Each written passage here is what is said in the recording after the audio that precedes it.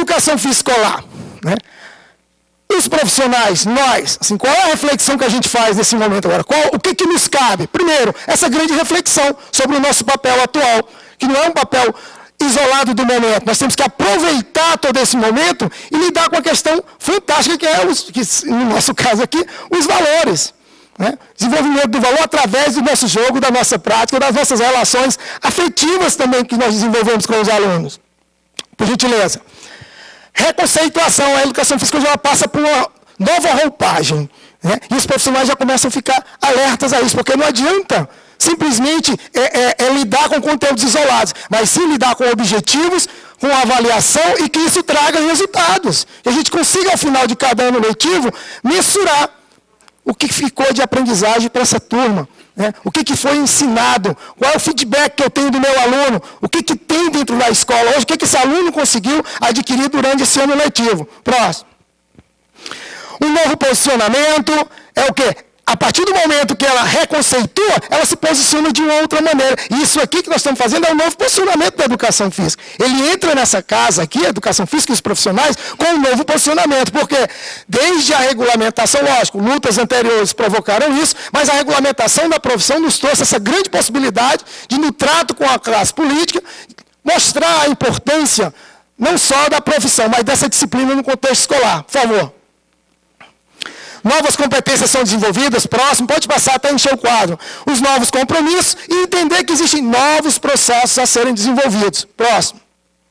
O profissional de educação física que atua na escola, ele oferece pela formação acadêmica, que lhe confere uma condição técnica e um compromisso, a segurança para a intervenção.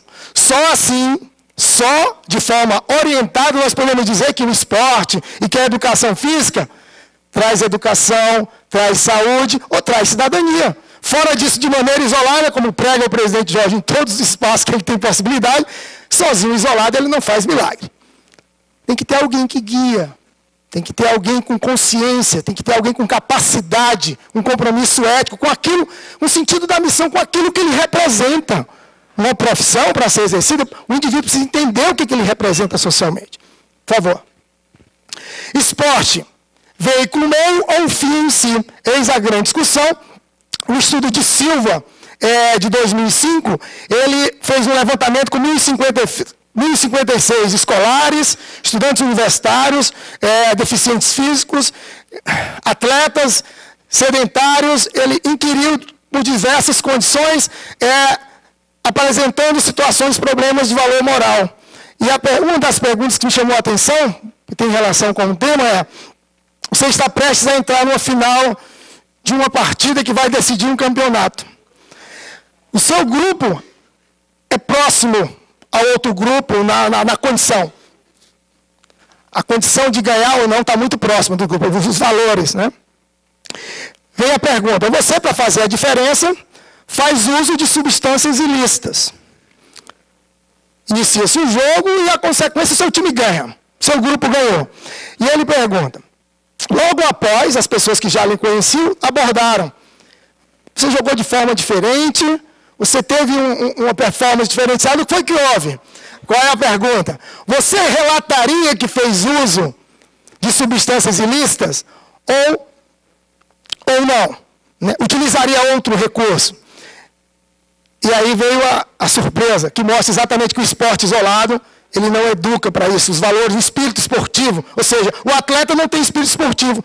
66% dos atletas disseram que não, que omitiriam. Enquanto 75% de sedentários não atletas achavam que teriam coragem de dizer que tinham feito uso.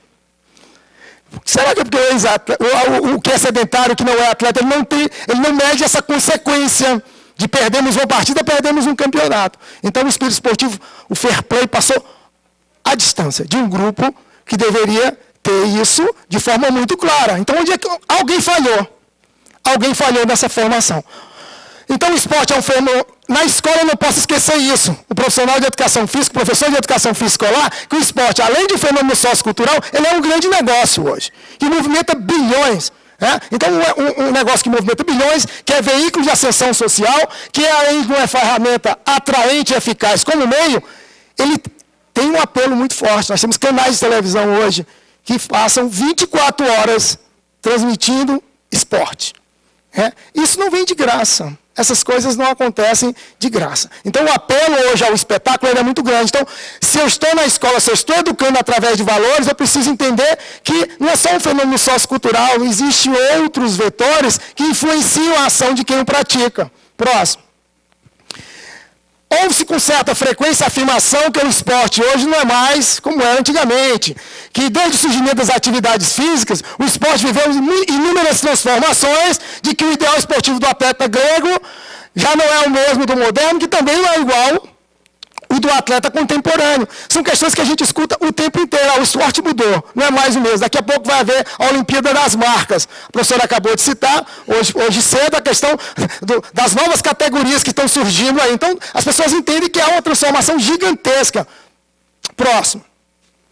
Além de mudanças de valores, a própria prática da modalidade ela vem se transformando, mas, logicamente, isso é o resultado da própria evolução de uma sociedade que utiliza essas transformações para refletir o seu próprio ambiente em que se encontra. De que maneira os avanços científicos, tecnológicos e os valores criados e desenvolvidos por esses próprios indivíduos que fazem parte da sociedade. Bento fala que não existem duas formas de moral. A da sociedade e a do esporte é a mesma coisa. A sociedade, o esporte ele reflete a sociedade que o criou e que o pratica. Próximo. Existe limite para esses avanços? Qual o limite para isso hoje? Quais os motivos que levam um homem ou uma mulher a se interessar pelo esporte, chegando a tornar-se um atleta de rendimento? Como o recorde, o doping e a derrota se inserem nessa trajetória de superar barreiras? O atleta ele tem muito claro que ele precisa superar barreiras. O modo com que ele supera isso é que a gente discute quando vai tratar de valores e de regra. Que limites necessitam e desejam vencer esses atletas? Próximo. A prática esportiva com o objetivo de atingir os melhores resultados dentro da competição continua a afirmar-se como um espaço de realização e confirmação de competências pessoais e sociais, o que traz status. Alguns colegas que fazem estudos de campo dentro da educação física escolar têm uma história de que tem uma observação que mostra que os alunos que são atletas brincam um pouco no recreio. E não querem fazer mais as aulas de educação física escolar. Alunos que são atletas da escola. Portam-se como atletas profissionais. Têm medo de se machucar, de ter alguma lesão e não participar. Olha só. A infância e a adolescência ali no convívio com os colegas, ela fica em segundo plano, porque ele já se comporta como um atleta. Pior, alguns professores que proíbem e os retiram das aulas regulares de educação física escolar. Isso é uma reflexão para nós. Estamos falando aqui só para nós. Tá? A superação é tida como uma característica do esporte, que se materializa também na forma de recorde. Mas, este progresso na obtenção das marcas, é isso que representa a verdadeira evolução humana? Superar as marcas? É dessa forma que a gente entende que o indivíduo vai crescer, que a humanidade vai se transformar? O próximo. Aí tem duas situações. Nós temos duas respostas. A positiva, se por meio desse exercício de superação, ele levar isso para a vida. Ele levar essa sua condição para fora do ambiente esportivo. Ser um indivíduo que mesmo na derrota ele consegue se levantar e buscar novamente, que ele consegue lidar bem com essa questão da estima. Ou pode ser algo extremamente negativo, se ele não medir a questão dos esforços lícitos ou não para conseguir os seus objetivos. Então são duas vertentes que ficam o tempo inteiro muito claro. Né? Como a própria figura mostra, ali o anjo e o cão. Né? Ao lado, um chamando para um lado e um puxando para o outro. Próximo. Um livro de Proença e Constantino, Olimpíadas de Desporto e Educação. Mostra de como o movimento olímpico entendia, né, que o esporte tinha indiscutíveis potencialidades educativas. E essa generalização trazia ganhos à sociedade. Era dessa forma que ele observava. Próximo. Mas, na contramão de tudo isso, vem o quê? Uma visão que tem prevalecido no esporte, que é de que as metas dos atletas se concentram na competição e na conquista de marcas sempre superiores. Ou seja, isola-se as conquistas no desenvolvimento do indivíduo, no crescimento como indivíduo, na sua condição do próprio atleta, que é exemplo, que a gente precisa de bons exemplos, infelizmente, se um atleta tem uma boa performance, ganha uma prova, bate um recorde, ele sai 1, 2, no máximo 3 dias. Aquilo vai ficando, se ele é pego no doping, vai passar 1, 2, 3. Se ele é pego em algum delito, a tragédia, né, é mais explorada, e o mau exemplo fica em evidência muito mais tempo.